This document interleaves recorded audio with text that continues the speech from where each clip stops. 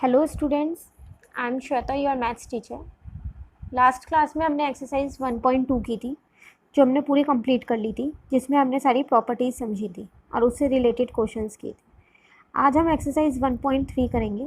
ये आपके चैप्टर की लास्ट एक्सरसाइज है और बहुत छोटी सी एक्सरसाइज है, सिर्फ 3 ही क्वेश्चन है इसमें। ठीक है, तो चलो एक्सरसाइज स्टार्ट करते हैं। पहले क्वेश्चन समझ लेते हैं, उसके बाद आंसर समझ लेंगे। ठीक है ना। पहले ऐसा करती हूँ, मैं आपको तीनों क्वेश्चन की हिंदी बता देती हूँ, फिर हम सॉल्यूशन पेज पे जाके इन तीनों के सॉल्यूशन समझ लेंगे।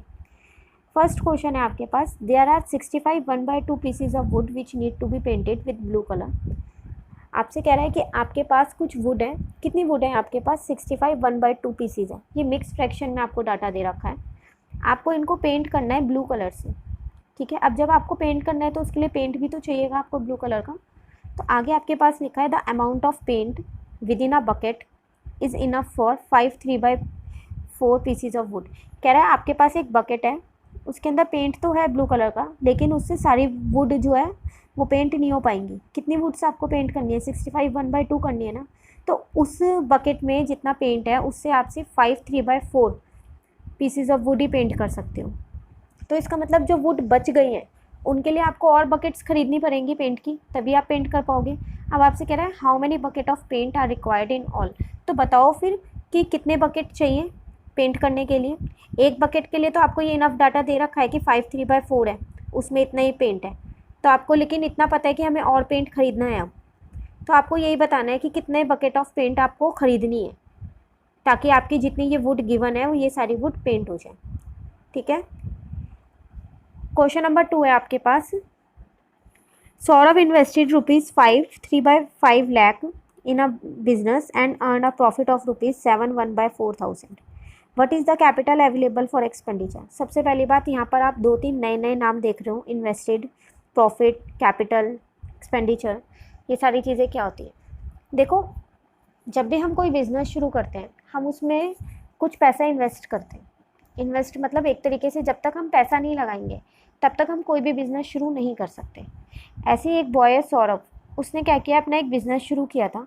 तो उसमें उसने कितना पैसा लगाया है? 5 3/5 लाख, मिक्स फ्रैक्शन में और आगे लाख लिखा है। उसने इतने पैसे लगाए थे उस बिज़नेस में। अब जब आपने कोई बिज़नेस शुरू किया है तो आपको या तो प्रॉफिट होगा या लॉस होगा। प्रॉफिट मतलब फ़ायदा और लॉस मतलब नुकसान। ठीक है, तो आपको या तो प्रॉफिट होगा या लॉस होगा।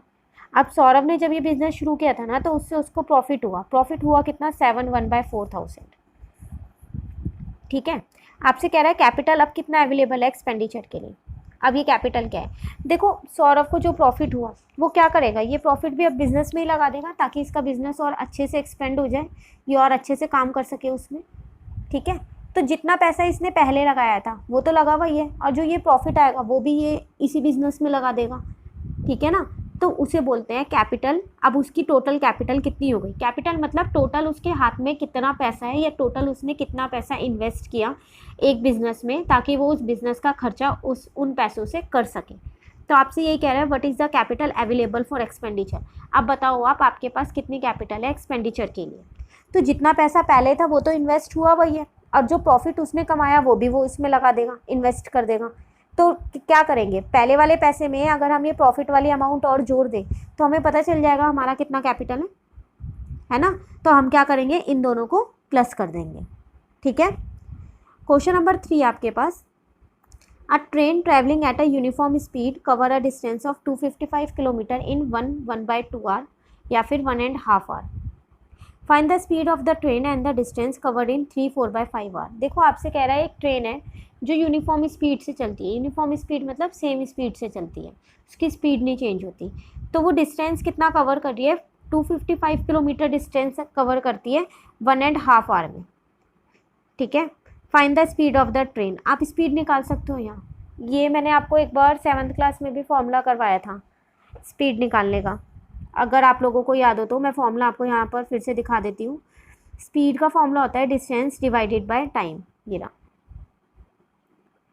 तो हम आसानी से स्पीड निकाल सकते हैं इस क्वेश्चन में। मेरे को डिस्टेंस भी पता है और मेरे को टाइम भी पता है। तो पहला पार्ट में से कह रहा था find the speed of the train, तो मैं स्पीड निकाल लूँगी डिस्टेंस को टाइम से डिवाइड करके, इसको इससे डिवाइड करके। रैशनल नंबर में मैंने आपको डिवाइड करना सिखाया है कि हम डायरेक्ट डिवाइड नहीं करते, डिवाइड का मल्टीप्लाई करते हैं, बाद वाला नंबर रेसिप्रोकल करके फिर सॉल्व करते हैं, तो मेरी स्पीड आ जाएगी। चलो अब आगे वो एक और चीज़ मुझसे कह रहा है, and the distance covered in 3 4/5 hour. अब कह रहा है डिस्टेंस बताओ अगर टाइम इतना लेगा तो मेरे पास तो 3 चीज़ थी ना, स्पीड, डिस्टेंस और टाइम। 3 में से मुझे 2 पता होगी तभी मैं तीसरी निकाल पाऊंगी। ये तो मुझे इस वाले में तो पता चल गया मुझे डिस्टेंस निकालना है, टाइम मुझे दे रखा है, स्पीड क्या लूँ? तो अभी हमने ऊपर पढ़ा था यूनिफॉर्म स्पीड। यूनिफॉर्म स्पीड का मतलब था सेम स्पीड पे चल रही है, टाइम चाहे कितना ले रही हो, स्पीड सेम है। तो स्पीड मैंने यहाँ निकाली तो है, अब इस वाले केस में मैं वही स्पीड लूँगी, ठीक है, वो स्पीड लूँगी और टाइम लूँगी, फॉर्मूले में पुट करूँगी, डिस्टेंस निकाल देंगे। ठीक है, आपको तीनों क्वेश्चन की हिंदी समझ में आ गई। अब हम अपना सॉल्यूशन देखते हैं। पहले ये डिस्टेंस वाले कर लेते हैं, आसान है। पहले हमारे को डिस्टेंस दे रखा था, टाइम दे रखा था, तो मैंने स्पीड निकाल ली, distance divided by time. Distance लिखा, टाइम लिखा, ठीक है, डिवाइड का मल्टीप्लाई, रेसिप्रोकल किया, कट किया 170। यूनिट कैसे लगाई है? यूनिट हमेशा स्पीड में दोनों की लगती है, डिस्टेंस की भी और टाइम की भी। तो देखो आपकी डिस्टेंस की थी किलोमीटर और टाइम की आपकी आर, तो मैंने दोनों की लगा दी। पहले डिस्टेंस की लगती है उसके बाद आर की, ठीक है। केस 2 में आपको डिस्टेंस निकालना था, है ना, तो स्पीड तो मैं ऊपर वाली ही लूँगी क्योंकि मेरी यूनिफॉर्म स्पीड थी। टाइम मुझे 3 4/5 दिया था, मैंने सॉल्व किया, 19/5 हो गया। अब डिस्टेंस निकालने का फॉर्मूला होता है स्पीड इंटू टाइम। सारे फॉर्मूले याद करने की ज़रूरत नहीं है, ये मैंने यहीं से निकाल दिया है। देखो स्पीड का फॉर्मूला था डिस्टेंस डिवाइडेड बाय टाइम, यही था ना। अब मुझे डिस्टेंस निकालना है, तो ये टाइम यहाँ डिवाइड का है, इधर जाके क्या हो जाएगा, मल्टीप्लाई का। तो फॉर्मूला बन गया, distance is equal to speed into time, ठीक है। स्पीड की जगह स्पीड रखी, टाइम की जगह ये वाला टाइम रखना है, पहले वाला टाइम नहीं रखना। सॉल्व किया, आंसर आ गया, ठीक है। क्वेश्चन नंबर 2, क्वेश्चन नंबर 2 में हमने कर लिया था ये कि कितना हमने इन्वेस्ट किया है और उसके बाद हमारे को इतना प्रॉफिट हुआ है, तो कितना कैपिटल है, तो दोनों को ऐड करना था, है ना।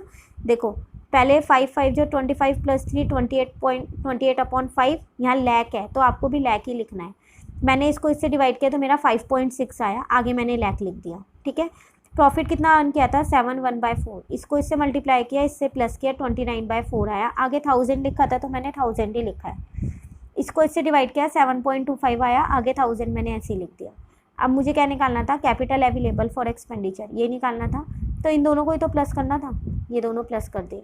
अब मैं ये दोनों प्लस करूँ कैसे, यहाँ तो लैक लिखा है, यहाँ 1000 लिखा है। अगर सेम यूनिट होती ना लैक की, तो मैं इन दोनों को प्लस करके आगे लैक लिख देती, बट यहाँ पर लैक है, यहाँ 1000 है, सेम नहीं है। तो अब पहले इसको सॉल्व करना पड़ेगा। देखो कैसे करते हैं, 5.6 लिखा, मल्टीप्लाई, यहाँ लैक लिखा है ना, आप लैक लिख दो, 1 लाख। लैक का मतलब 1 लाख ही होता है, 1 लाख बोलो या लैक बोलो एक ही बात है। 7.25 क्या गया, 1000 लिखा है, तो 7.25 को 1000 से कर दो, 1000 बोलो या 1000 बोलो, वही सेम चीज़ है, ठीक है। इसको इससे मल्टीप्लाई किया, ये आया, इसको इससे मल्टीप्लाई किया, ये आया। अब देन दोनों को प्लस कर दिया, मेरी कैपिटल आ गई, ठीक है। क्वेश्चन नंबर 1 रह गया आपका बस समझने से। क्वेश्चन नंबर 1 आपका था कि आपके पास कुछ वुड थी जिनको आपको पेंट करना था, और आपको एक ही बकेट थी जिसमें पेंट था, वो भी सारी वुड के लिए मतलब पूरा नहीं था। आपको ये बताना था कि कितने नंबर ऑफ़ बकेट्स आपको और चाहिए होंगी ताकि आप ये सारी वुड्स को पेंट कर सको, ठीक है।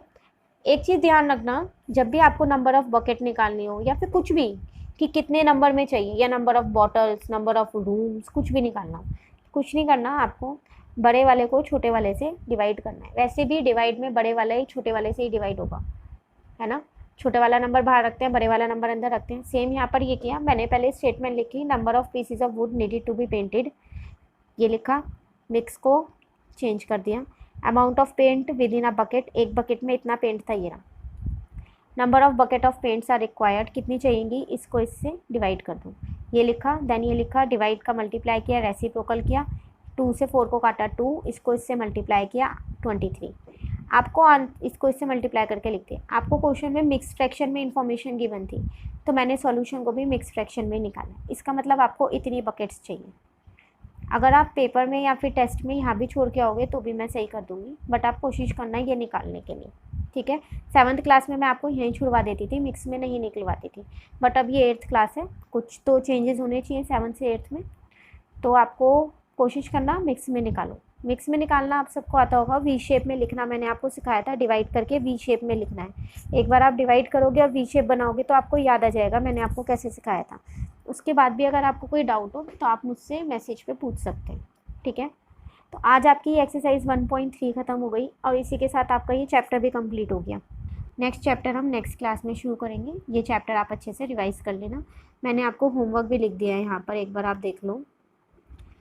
Revise and complete class work, complete your previous work. जिन बच्चों का प्रीवियस वर्क कंप्लीट नहीं है वो कंप्लीट कर लेना, ठीक है। बाकी का काम नेक्स्ट क्लास में करेंगे। Thank you, have a nice day.